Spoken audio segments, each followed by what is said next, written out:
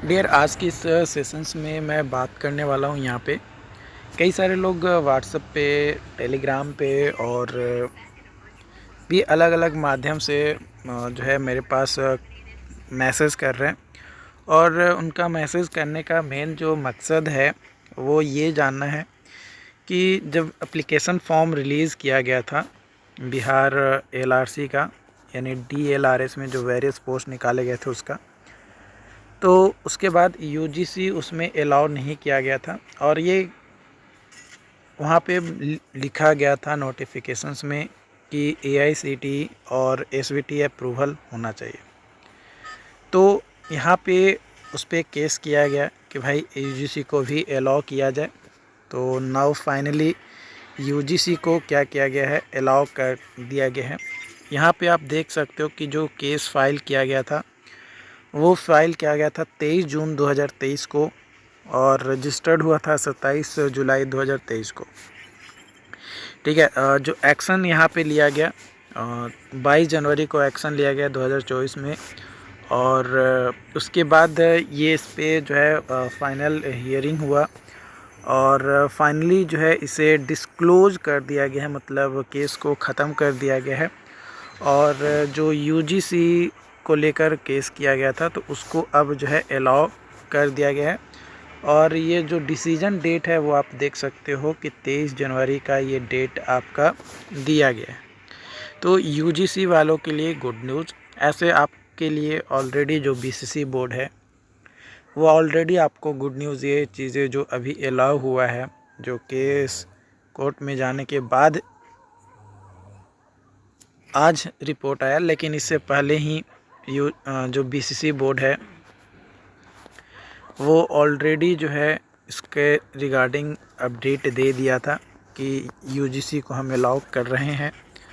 जिसे AICTE approval की ज़रूरत नहीं है उससे भी हम लेंगे। और उसके बाद फिर पेंडिंग बहुत ही कम लोगों का हुआ और कई सारे लोग के जो है मेरे पास ये भी मैसेज आया कि हम लोग जो है 28 जनवरी को जिनका भी पेंडिंग हुआ है सभी लोग एकजुट होकर बोर्ड में चला जाए और जिनका भी पेंडिंग हुआ है वो सभी लोग साथ में मिलकर बात करेंगे।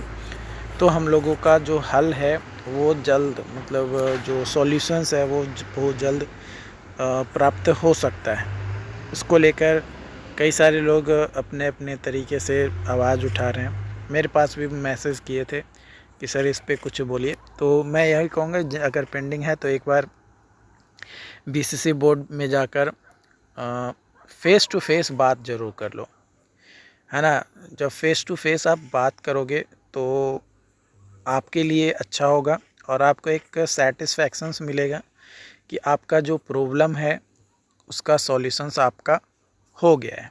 अब आगे कुछ भी करने की ज़रूरत आपको नहीं है। इस तरीके का एक आश्वासन आपको मिल जाएगा और मिल जाएगा तो आपको जो दिल की सुकून है वो मिल जाएगा। ठीक है। तो यहाँ पे यूजीसी अलाउ कर दिया गया है।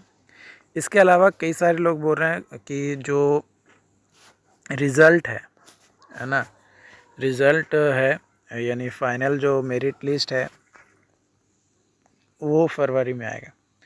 अब वेट एंड वॉच के अलावा आप कुछ नहीं कर सकते हैं, है ना। अगर बोल रहे हैं कई सारे लोग हो सकते हैं, क्योंकि मैं तो अलग काम में भी बिजी रहता हूँ, हमेशा आपके लिए मैं नहीं रह सकता। मेरा और भी कुछ काम है उसमें भी मैं बिजी रहता हूँ। तो हो सकता है कि जिन्होंने बताया है, चाहे जो भी पर्सन्स हो, जिन्होंने बताया कि फरवरी में आएगा, वेट कीजिए। बाकी जो मेरी इन्फॉर्मेशंस होती है वो आप लोगों ने एग्ज़ाम के टाइम में भी देखा होगा, एग्ज़ाम के बाद आंसर की के बारे में भी देखा होगा, और उसके बाद जो डॉक्यूमेंट वेरिफिकेशन का डेट था उसमें भी आपने देखा होगा कि मैं कितना ऑथेंटिक और सही इन्फॉर्मेशन देता हूँ। जिन्होंने देखा है उनको पता है, जिन्होंने नहीं देखा है, क्योंकि बोलने वाले तो कई सारे लोग होंगे कि इन्फॉर्मेशन सही नहीं रहता है, गलत रहता है। जिनको जो समझना है समझने दीजिए, मुझे किसी को एक्सप्लेनेशन देने की ज़रूरत नहीं है। तो ये केस को लेकर डिस्पोज कर दिया गया है, मतलब ख़त्म कर दिया गया है। और जो यूजीसी था उसको अलाउ फाइनली जो है यहाँ पे कर दिया गया है। तो ये चीज़ जो है यहाँ पे ध्यान रखिएगा। बाकी इससे रिलेटेड जो भी अपडेट्स होंगे आप लोगों को शेयर किया जाएगा। एंड अपने उन तमाम साथियों के साथ इसे ज़रूर शेयर करें जो इससे रिलेटेड हैं। अगला अपडेट यहाँ पे मैं बात करने वाला हूँ, जो नियोजित शिक्षक हैं उनको मौका मिला है कि 1 से 15 फरवरी तक आवेदन करें और सक्षमता परीक्षा जो है 26 फरवरी से 13 मार्च तक ऑनलाइन ले लिया जाएगा। तो उसमें अगर आप पास हो जाते हैं तो आपको जो है जो भी नियोजित शिक्षक हैं उनको जो है राज्यकर्मी का दर्जा मिल जाएगा अगर आप पास हो जाते हो। तो यहाँ पे सुबह 7:30 बजे से 9:30 बजे तक जो है प्रैक्टिस होगा। वैसे शिक्षक अभ्यर्थी जिन्होंने सक्षमता परीक्षा देनी है और ऑनलाइन से संबंधित प्रैक्टिस नज़दीकी प्राथमिक शिक्षक प्रशिक्षण संस्थान या जिला शिक्षा एवं प्रशिक्षण संस्थान या प्रशिक्षण महाविद्यालय में शाम 7:30 बजे से 9:30 बजे तक जो है ये किया जाएगा। मतलब रात का टाइम यहाँ पे रखा गया है प्रशिक्षण के लिए। तो अगर आपको क्वालिफाई करते हैं, उत्तीर्ण करते हैं और जनरल कैटेगरी से बिलोंग करते हैं, 40% नंबर लेकर आ जाते हैं, तो ये एक अच्छी खबर रहेगी आपके लिए, है ना। मतलब आपको राज्यकर्मी का दर्जा जो है मिल सकता है। बाकी अगर ज़्यादा रहेगा तो अच्छी बात है, कम रहेगा तो फिर दिक्कत हो सकता है। यहाँ पे दूसरे चरण के शिक्षक नियुक्ति परीक्षा का जो सप्लीमेंट्री रिज़ल्ट है वो नहीं आएगा, ये यहाँ पे एक बात कही गई है। और शिक्षक जो नियुक्ति परीक्षा है तीसरे चरण की, वो आपको जैसा कि पता है कि बीपीएससी ने ऑलरेडी बताया था कि हम जो है अब एवरी ईयर अगस्त में निकालेंगे। तो अगस्त 2024 में आपको नोटिफिकेशन जो है फॉर्म से रिलेटेड देखने को मिलेगा।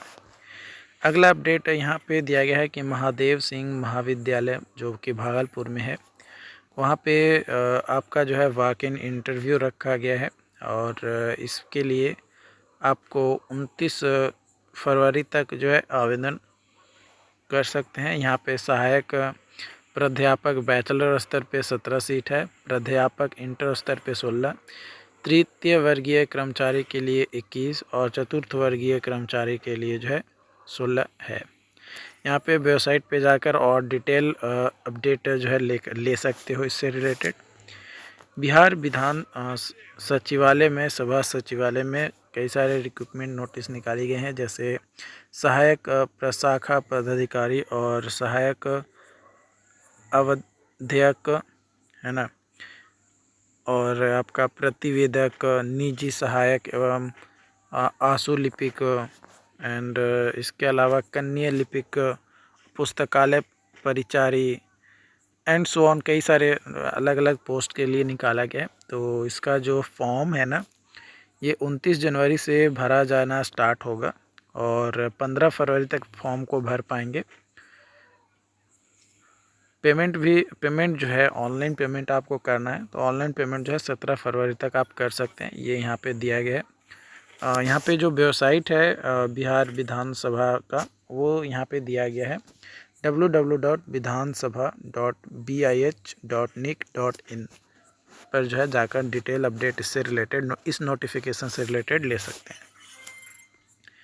अगला अपडेट यहाँ पे दिया गया है फॉर सेशन 23-25 में मान्यता प्राप्त शिक्षण संस्थानों में इंटरमीडिएट यानी 11वीं में नामांकित नियमित एवं स्वतंत्र कोटि के अभ्यर्थियों के लिए जो है सूचीकरण एवं अनुमति आवेदन भरे जाने एवं शुल्क विलंब शुल्क के साथ जमा करने की जो तिथि है 31 जनवरी 2024 तक जो है अवधि विस्तार कर दी गई। यहाँ पे आप चार्जेस देख सकते हो कि किसको विलंब शुल्क के साथ कितना रुपया लगने वाला है, यहाँ पे आप देख सकते हो, ठीक है।